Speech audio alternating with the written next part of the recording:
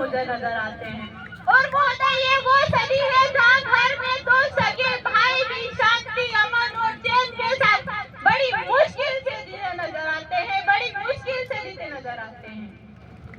और वो आज का युवा इंस्टाग्राम, फेसबुक, व्हाट्सएप जैसे सोशल नेटवर्किंग पर चैटिंग, डेटिंग और फ्लर्टिंग की मायाजाल में फंसा नजर आता है, फंसा नजर आता है। देशद्रोहियों को कहना चाहूंगी, ए हवा में जहर घोलने वालों, फिजाएं हमारे इशारों से बदलती है। तुम क्या तस्वीर बनोगे मेरे हिंदुस्तान की? शेरों के जिगर में माँ भारती बसती है, शेरों के जिगर में माँ भारती बसती है।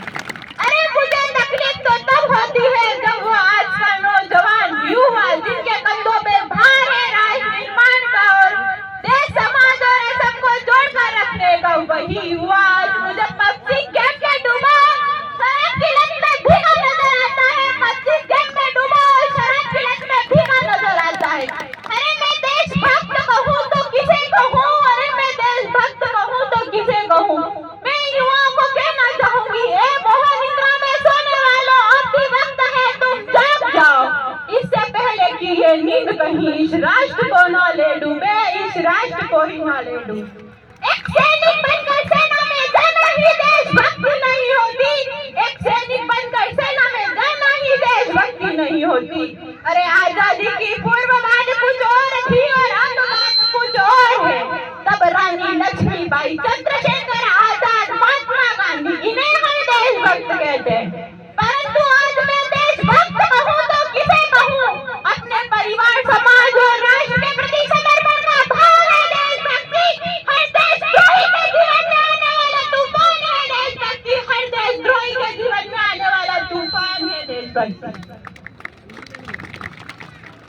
धर्म लोकता को पछाड़ कर ईमानदारी से किया गया हर काम है देशभक्ति, हर काम है देशभक्ति।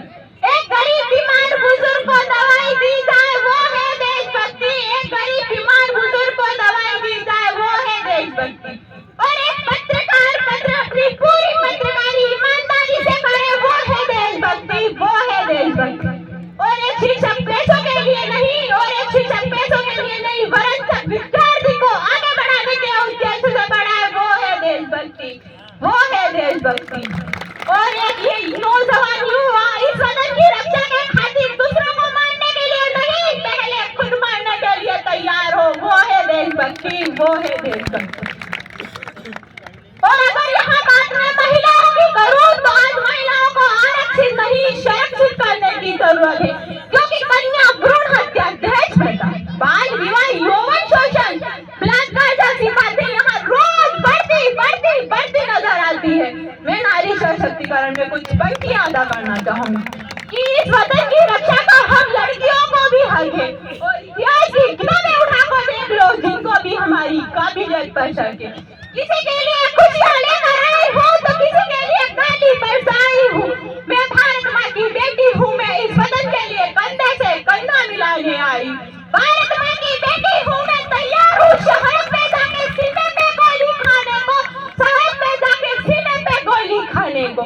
एक माँ बनकर हर दस्त से जाना आता है, एक बहन, बेटी और पत्नी बनकर गन को छुपाना आता है। और रसोई में सिर्फ बेलनी नहीं साहब, और रसोई में सिर्फ बेलनी नहीं साहब, मुझे इस वतन के रक्षा के खातिर हथियार उठाना भी आता है, हथियार उठाना भी आता है। और भूल मत करना सिर्फ पापा की परी समझने की, मैं रानी लक्ष्मीबाई हूँ, मैं रानी लक्ष्मीबाई।